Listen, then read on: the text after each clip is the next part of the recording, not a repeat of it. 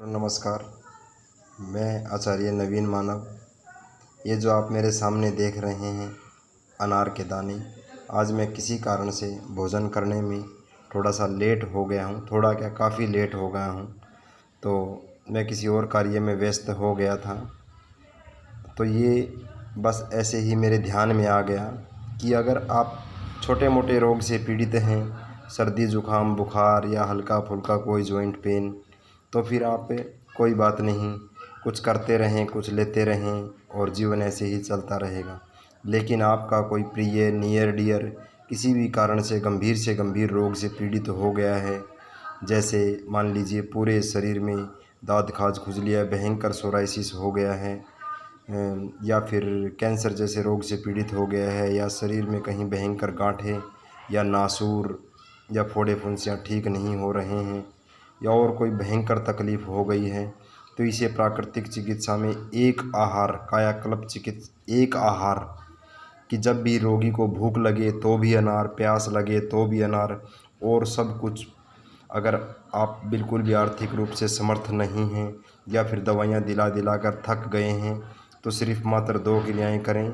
जैसे मान लीजिए कि रोगी का वज़न अगर 60 किलो है, तो उसको कम से कम भी 600 ग्राम अनार के ऐसे दाने, भूख लगे तो भी अनार, प्यास लगे तो भी अनार, बस उसको और कुछ देना ही नहीं है। मतलब पूरी तरह से अन्न जल, सूखे मेवे और भाई दवाइयाँ सब कुछ उसकी बंदी कर दोगी, उनसे कोई आराम नहीं हो रहा है।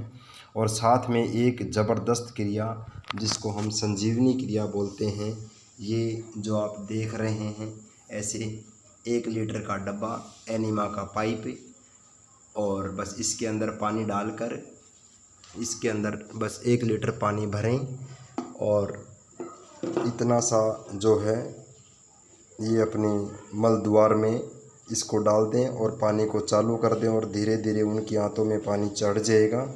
और फिर जो जहरीली गैसें हैं, जो जमा हुआ मल है, जो उन्होंने दवाई गोलियां चाय कॉफ़ी कोल्ड ड्रिंक पीकर किसी भी कारण से वो जमा हो गया है और दवाइयाँ उनके ऊपर असर नहीं कर रही हैं, तो ये एक आहार चिकित्सा इसको बोली जाती है। और अगर वो अनार से शुरू की जाए तो बहुत ही बढ़िया रहती है चिकित्सा। 30 दिन चले, 40 दिन चले, 6 महीने चले, लेकिन आप धीरे धीरे देखेंगे कि उस रोगी की स्थिति में ज़बरदस्त तरीके से सुधार होगा।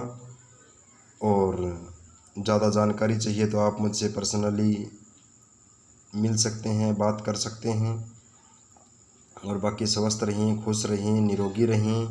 और बाकी कई बार होता है कि वही छोटी मोटी बीमारियां हैं, तो फिर जो खाते रहें, हज़म जब तक आपका हज़म हो रहा है तब तक खाते रहें, पीते रहें, जीवन का आनंद लेते रहें, अभ्यास भी करते रहें और अपना व्यायाम भी करते रहें और खाते पीते भी रहें। कई बार ऐसी स्थिति हो जाती है इंसान की, भी ज़्यादा जी कर भी क्या करेंगे और क्या हो जाएगा।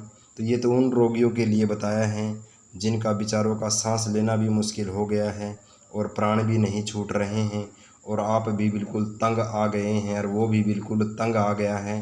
तो आप बस उसको ऐसे एक आहार चिकित्सा, कायाकल्प चिकित्सा भी इसको बोलते हैं, आप उसको बस इसके ऊपर डाल दीजिए और धीरे धीरे धीरे धीरे आप उसकी जो है शिथिल होती हुई हालत, सुधरती हुई हालत में अवश्य उसको लाभ मिलेगा। और कुछ देना ही नहीं है, बिल्कुल ही, मतलब 100% सब कुछ बंद, मतलब बंद। 4-6 चीज़ें नहीं, बस एक ही चीज़,